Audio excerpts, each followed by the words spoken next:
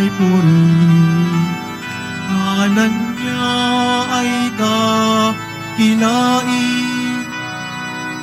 Panginoon ay purihin. Ngalan niya ay dakilain, ngalan niya ay dakilain.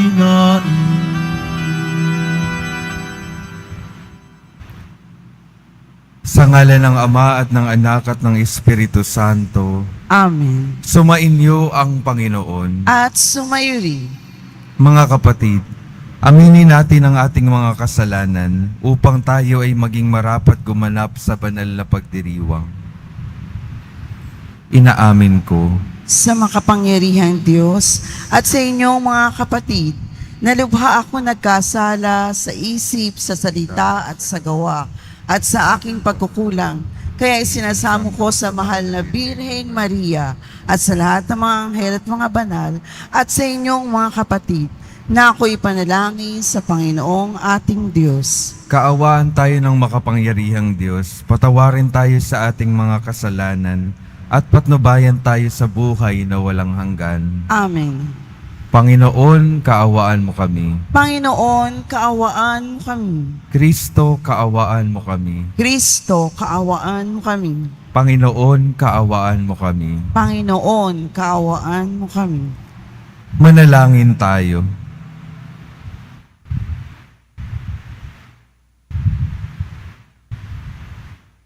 Ama naming makapangyarihan, lagi mong lingapin at patnubayan kaming mga kabilang sa iyong angkan. Sa tanging pag-asa naming ikaw ang nagbibigay, kami tangkilikin mo at laging sabaybayan. Sa pamamagitan Panginoon, itinaas niya ang mga kamay at nanalangin ng ganito: Panginoon, Diyos ng Israel, sa langit at sa lupay, walang ibang Diyos na tulad ninyo. Tapat kayo sa inyong mga pangako, sa inyong mga alipin. Walang maliw ang pag-ibig na ipinadadaman nyo sa kanila, habang sila'y nanatiling tapat sa inyo. Maari bang manirahan sa lupa ang Diyos? Kung ang langit, ang kataas-taasang langit, ay di sapat na maging tahanan ninyo, ito pa kayang hamak na tahanang aking itinayo? Gayunpaman, dinggin niyo ang dalangin at pagsamo ng iyong alipin, O Panginoon, aming Diyos. Dinggin niyo sa araw na ito ang panawagan ng iyong alipin.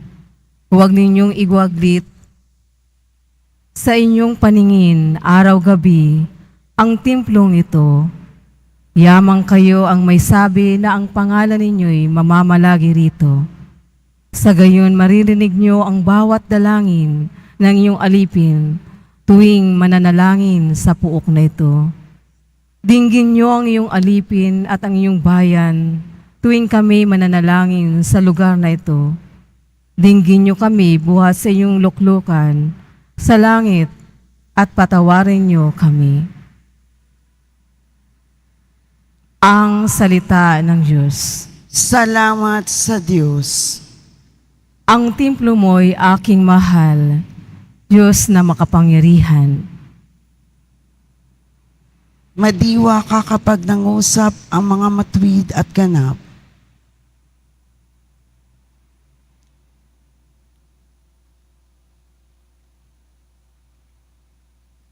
Nasasabik ang lingkod mo sa patio mo at pumasok.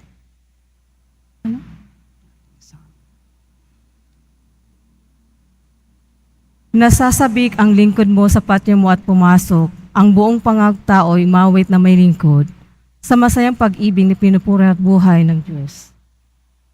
Madiwa kapag nangusap ang mga matuwid at ganap.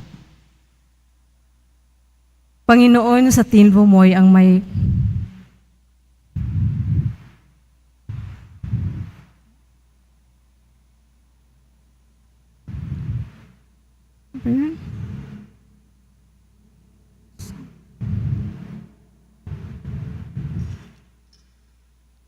Panginoon, sa templo mo may magpupugad.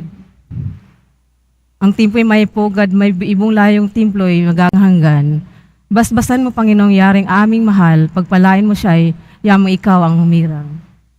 Madiwa kapag nangusap ang mga matuwid at ganap. Magsitayo na po ang lahat. Hallelujah, Hallelujah, Hallelujah, Hallelujah.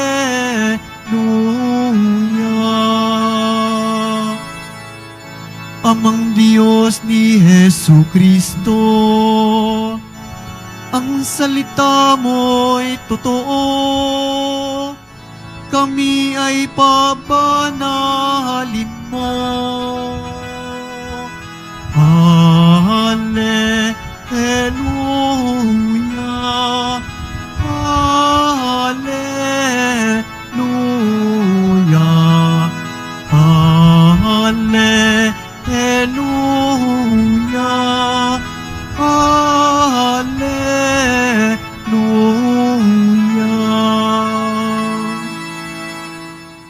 Sumainyo ang Panginoon. At sumayo rin. Ang mabuting balita ng Panginoon ayon kay San Marcos. Papuri sa iyo, Panginoon. Noong panahong iyon, muling pinalapit ni Jesus ang mga tao at sinabi sa kanila, "Makinig kayong lahat at unawain ang aking sasabihin. Hindi ang pumapasok sa bibig ng tao ang nakapagpaparumi sa kanya sa mata ng Diyos, kundi ang mga nagmumula sa kanya. Ang may pandinig ay makinig." Iniwan ni Jesus ang mga tao, at nang makapasok na sa bahay, siya'y tinanong ng kanyang mga alagad tungkol sa talinghaga. "Kayo man ba'y wala ring pangunawa?" tugon ni Jesus. "Hindi ba ninyo alam na hindi nakapagpaparumi sa tao ang kinakain niya, sapagkat hindi naman pumapasok iyon sa kanyang puso, kundi sa tiyan, at pagkatapos ay idinudumi?" Sa pagsasabi nito'y para nang ipinahayag ni Jesus na maaaring kanin ang lahat ng pagkain. Nagpatuloy siya sa pagsasalita. "Ang lumalabas mula sa tao, ang nagpaparumi sa kanya sa mata ng Diyos, sapagkat sa loob, sa puso ng tao, nagmumula ang masasamang isipang nag-uudyok sa kanya na makiapid, magnakaw, pumatay, mangalunya, mag-imbot, at gumawa ng lahat ng kabuktutan, tulad ng pagdaraya, kahalayan, pagkainggit, paninirang puri, kapaluan, at kahangalan. Ang lahat ng ito'y nanggagaling sa puso ng tao, at siyang nagpaparumi sa kanya." Ang mabuting balita ng Panginoon. Pinupuri ka namin, Panginoong Hesu Kristo. Magandang umaga po mga minamahal kong mga kapatid na naririto at kasama natin online. Good morning po. Pakingitian naman yung katabi. Pakisabi good morning. Tanong ko lang po, nag-agahan na po ba kayo? Kumain naman na. Tanong ko lang po ulit, meron po bang mga pagkain na bawal sa inyo? Meron. Pwede niyo pong sabihin yung sinabi ni Jesus sa Ebanghelyo. Narinig po natin kay Jesus sa Ebanghelyo, walang pumapasok na makapagpaparumi sa ating mga buhay. Pero joke lang po, kailangan pa rin po nating mag-ingat sa ating mga kinakain para sa ating kalusugan. Ano po yung nais sabihin sa atin ng ating Panginoon sa araw na ito, lalo na sa pamamagitan ng Ebanghelyo? Sabi po ni Jesus, gusto niyang tingnan ng mga Hudyo nung panahon na iyon, yung kanilang pagsunod at pagtingin sa batas at sa pagpaparumi ng katauhan ng isang tao. Kasi para sa kanila, nagpaparami sa mga tao kapag sila ay kumakain ng mga hindi pwede. Nagpaparami sa isang katauhan ay yung pakikihalubilo niya sa mga makakasalanan. Nagpaparami sa mga tao ay ang hindi pagsunod sa batas. Pero kung papansinin po natin, ang gustong ipunto ni Jesus, lahat ng nakikitang nagpaparami sa tao mula sa mga Hudyo ay mula sa panlabas. Kapag sila ay nakakahalubilo ng ibang mga taong marurumi rin. Hindi nila nakikita yung tunay na nagpaparumi sa mga tao. Halimbawa po, sa atin po sanay din tayo na ganito. Ang nagpaparumi sa atin, kunwari nakakagawa tayo ng kasalanan, palagi tayong naghahanap ng nasa labas na pwede nating masisi. Hindi ako yung may kasalanan, nagawa ko ito dahil sa ganyan. Nagawa ko ito dahil sa kanya, dahil sa kanya. Hindi nakikita ng bawat tao na yung tunay na nagpaparumi sa atin ay yung nanggagaling talaga sa ating kalooban at hindi yung nagiging ang karumihan ng isang tao ay yung kanyang puso, ay yung kanyang kalooban. Kung ang kalooban natin ay puno ng kasalanan, puno ng inggit, puno ng galit, yun din yung lalabas sa atin. At yun yung magiging dahilan ng ating karumihan at kabulukan ng ating pagkatao. Kaya ang gustong gawin ni Jesus, ang ipinapaalala ni Jesus, kapag tayo ay nagkakamali at nakakagawa ng pagkakasala, huwag tayong tumingin sa labas. Tingnan natin yung ating mga kalooban. Dito nagmumula yung lahat ng ating kabulukan at karumihan. At ito rin po yung magiging imbitasyon ko sa bawat isa sa atin. Tingnan yung ating mga puso. Tingnan yung ating mga kalooban. Tingnan natin yung ating mga sarili. Nasa sa kalooban po natin yung pinagmumulan ng anumang kasalanan na lumalabas sa atin. May mga bagay po na ibinibigay yung Diyos, pero nasa sa atin po kung gagamitin natin itong mga bagay na ito sa kaayusan o sa kasamaan. Halimbawa po, binibigyan tayo ng Panginoon ng biyaya ng material na bagay, ng yaman, ng pera. Yung pera po minsan, ang tingin natin sa pera o kayamanan, nagiging dahilan para tayo ay maging mga greedy, mga sakim, mga makasarili. Pero yung ganong pagtingin po, kung titingnan natin yung pera na dahilan ng ating pagkakasala, yun po yung gustong ipatingnan sa atin ni Jesus. Dahil kung yung pera, kung alam ng ating kalooban, ng ating puso, kung saan gagamitin yung pera, yung yaman natin, yung material na bagay, hindi talaga yung pera yung nagpapasama. Kasi pwede natin gamitin ito sa kabutihan at pagpaparanas ng kabutihan ng Diyos. Saan po nagkakatalo? Saan po nagkakaroon ng pagkakamali? Kung yung puso po natin ay sakim. Kung yung puso po natin ay makasarili, yung tunay na biyayang ito, gagamitin lamang natin sa pangsarili natin. Hindi natin ito magagamit para sa kabutihan at pagpapalaganap ng pagmamahal ng Diyos. Kaya napakahalaga talaga, tingnan natin yung ating mga kalooban. Ito ba ay mayroong kasakiman, mayroong mga kalokohan, at ito po yung unti-unti nating ipalinis sa ating Panginoon upang anuman yung biyayang dumating sa ating mga buhay, tunay na magamit natin sa tama, tunay na magamit natin kung ano yung nais ng Diyos para doon sa mga ibinibigay niyang biyaya sa atin. Hindi po nasa mga kagamitan, nasa mga bagay yung pagkakamali at pagkakasala. Patuloy pong ipinapaalala sa atin na ito, yung mga kasalanan, yung pagkakamali, ay nagmumula sa ating mga kalooban. Kaya sa pagpapatuloy po ng ating misa, patuloy po nating hilingin sa Panginoon na tayo ay linisin nawa niya. Linisin nawa yung ating mga kalooban.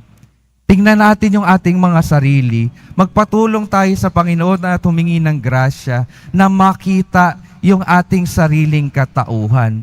Ano ba yung mga pinagmumulan ng mga lumalabas na masama sa aking buhay upang ako ay makakapagbigay ng mabuting bunga sa mundong ito? Ito mga kapatid yung ating patuloy na hilingin sa ating Panginoon. Makita kung saan nagmumula yung ating karumihan, makita sa ating puso at mapalinis sa ating Panginoon. Hindi po nagmumula sa labas yung ating karumihan. Naririto na po iyan sa ating mga puso. Kung ano po yung nasa puso natin, yun po yung lalabas na mabuti o kaya naman masama. Kaya napakahalaga ang ating dasal, nawa yung ating mga puso maging katulad ng ating sa Poong Jesus Nazareno. Puso na banal, puso na malinis, puso na mabuti at nakikita at nararanasan ng ating mga kapwa. Ito po yung napakahalagang grasyang hihilingin natin. At mamaya po, tatanggap tayo ng banal na Eucharistia, tinapay ng buhay. Nawa kung ano yung tinatanggap natin sa Panginoon, kung ano yung tinatanggap nating katawan ng ating Diyos at salita ng Diyos, patuloy nating tanggapin dahil ito yung mga bagay na tutulong sa atin para malinis yung ating mga kalooban upang tayo ay tunay na makapamunga ng mabuti dito sa mundong ito. Amen. Magsitayo na po ang lahat.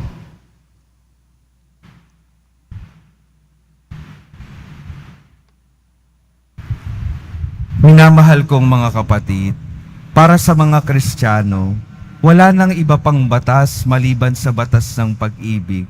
Manalangin tayo para sa ating katapatan sa batas na ito.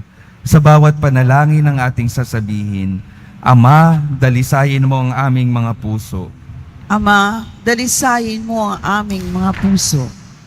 Ang ating simbahan naway laging mapanibago at dalisayin ng salita ng Ebanghelyo ni Kristo. Manalangin tayo. Ama, dalisayin mo ang aming mga puso. Tayong lahat naway magdulot ng pag-asa sa mga nanghihina ang kalooban sa pamamagitan ng ating pagmamahal. Manalangin tayo. Ama, dalisayin mo ang aming mga puso. Ang ating mga puso naway mapuno ng tapat na pagnanais na mabuhay para sa bawat isa upang sumamba tayong lahat sa Espiritu at katotohanan. Manalangin tayo. Ama, dalisayin mo ang aming mga puso. Ang mga may sakit at naghihingalo naway makatagpo ng kaginawa ng pag-ibig at habag ng Ama. Manalangin tayo. Ama, dalisayin mo ang aming mga puso.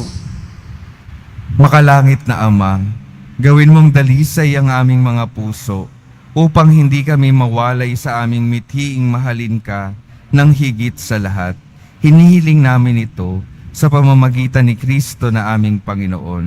Amen. Magsiupo na po ang lahat.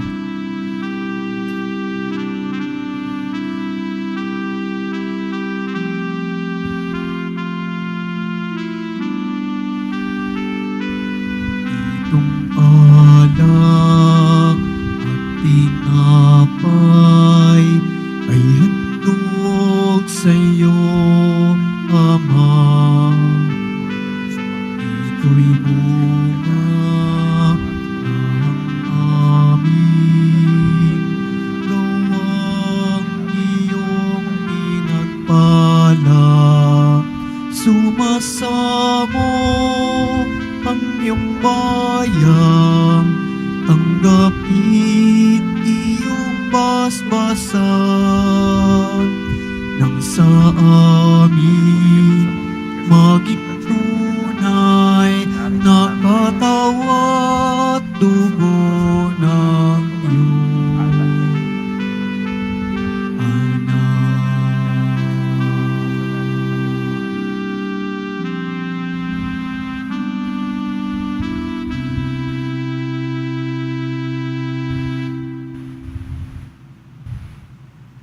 Magsitayo na po ang lahat.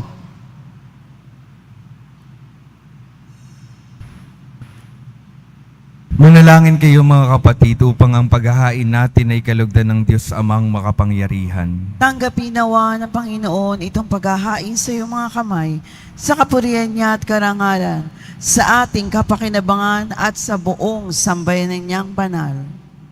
Ama naming lumikha, ang pagkait inuming narito ay iyong ginawa upang mapakalakas kaming mga may hina.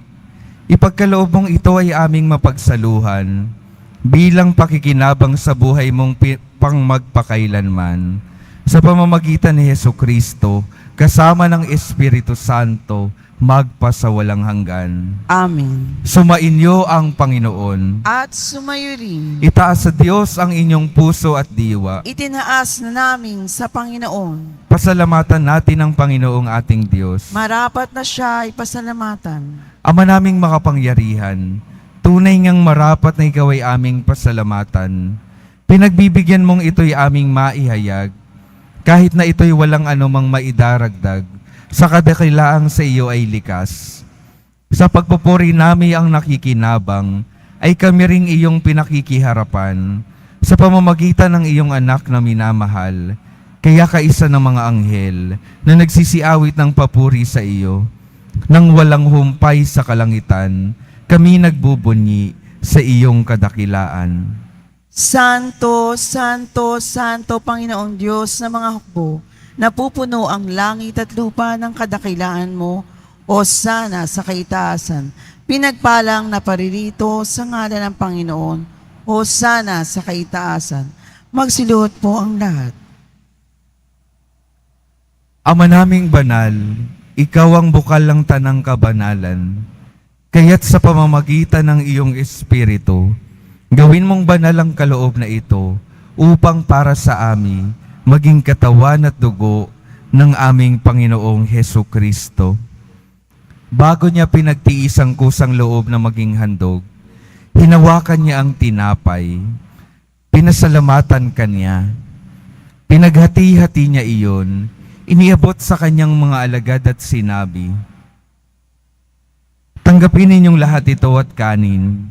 Ito ang aking katawan na ihahandog para sa inyo."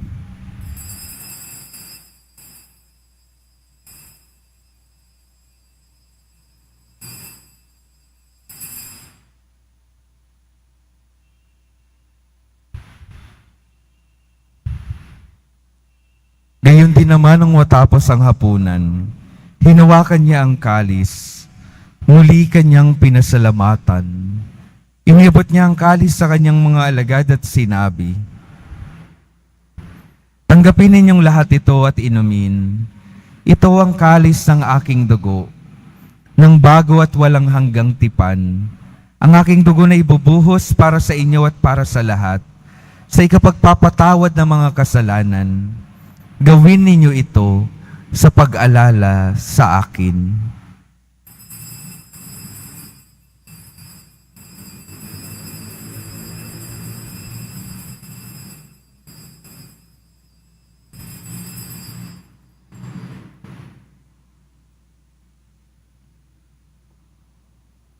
Magsitayo po ang lahat.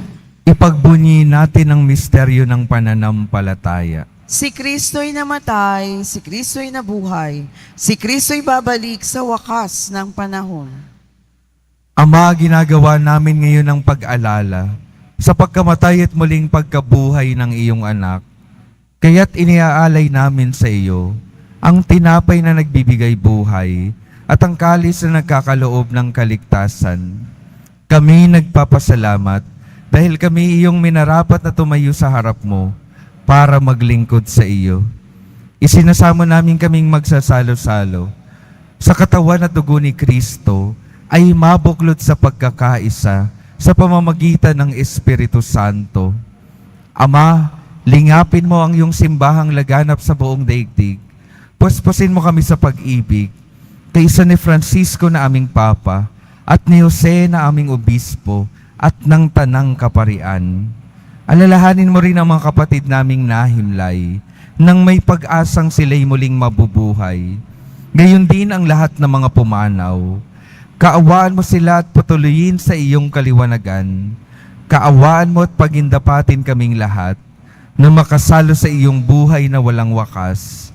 Kaisa ng mahal na Birheng Maria na Ina ng Diyos, ng kabiyak ng puso niyang si San Jose, kaisa ng mga apostol, ni San Juan Bautista, at ng lahat ng mga banal na namuhay dito sa daigdig ng kalugod-lugod sa iyo.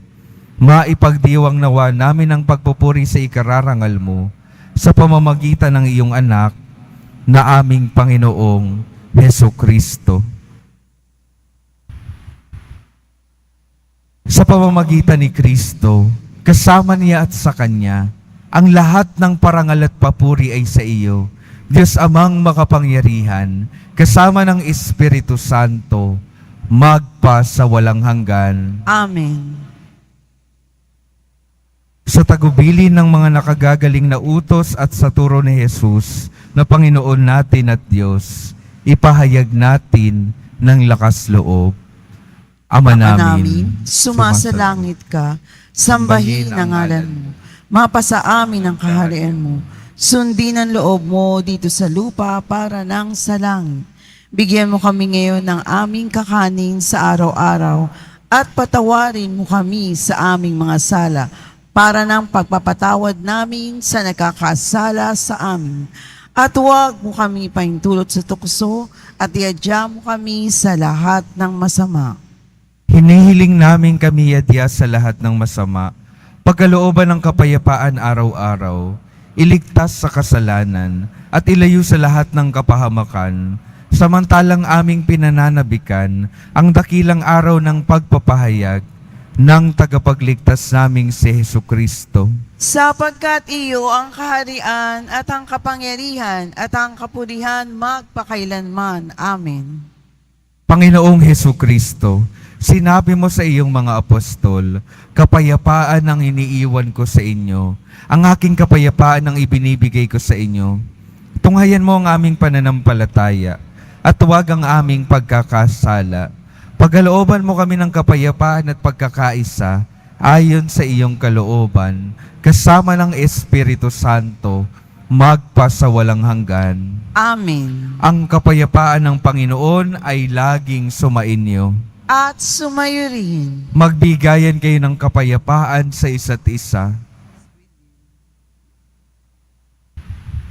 Kordero ng Diyos na nag-aalis ng mga kasalanan ng sanlibutan, maawa ka sa amin. Kordero ng Diyos na nag-aalis ng mga kasalanan ng sanlibutan, maawa ka sa amin.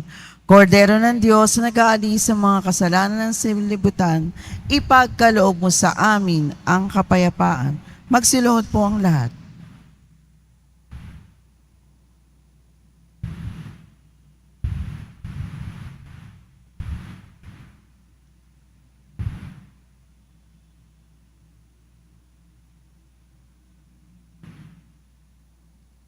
Ito ang kordero ng Diyos. Ito ang nag-aalis ng kasalanan ng sanlibutan. Mapalad ang mga inaniyahan sa kanyang piging. Panginoon, hindi ako karapat-dapat na magpatuloy sa iyo, ngunit sa isang salita mo lamang ay gagaling na ako.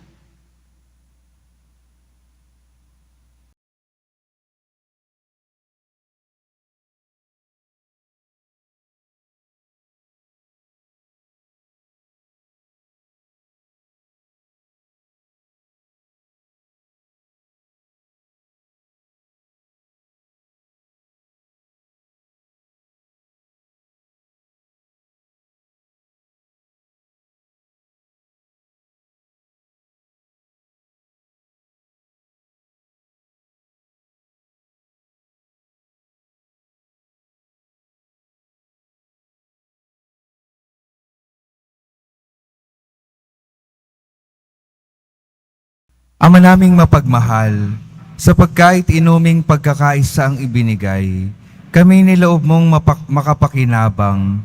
Kaisa ni Kristo kami naway makapamuhay, upang makapamunga ng may kagalakan, para sa kapakanan ng aming kapwa-tao sa sanlibutan. Sa pamamagitan niya, kasama ng Espiritu Santo, magpa sa walang hanggan. Amen. Mga minamahal kong mga kapatid, ang patuloy pong paalala sa atin, ang tunay na karamihan ng ating katauhan ay nagmumula sa ating kalooban, sa ating mga puso. Kaya patuloy nating tingnan yung ating mga sarili. Patuloy nating tingnan yung ating mga puso. Ano yung mga karamihan na dapat maalis dito upang maalis talaga at hindi tayo mamunga ng masama sa buhay na ito. Nais ng Diyos na maging malinis tayo at makapamunga ng mabuti. Magsisimula ang lahat sa ating mga puso. Sumainyo ang Panginoon. At sumayo rin. Mahal na poong Jesus Nazareno, inihayag mo sa pamamagitan ng krus ang walang maliw na pag-ibig ng Diyos sa sangkatauhan. Pakinggan mo ang kahilingan ng iyong angkan na nagsusumamo sa iyo. Makamtanawa nila ang iyong katugunan at tanggapin ang kasagutan na may utang na loob na tinatanaw.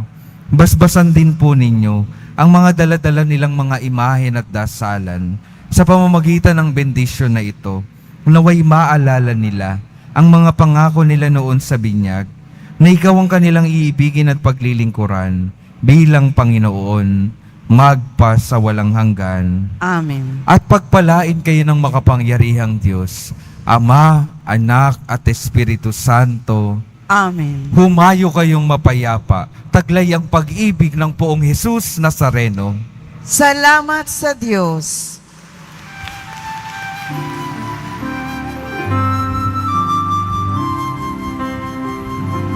Nuestro Padre Jesus Nazareno, sinasamba ka namin.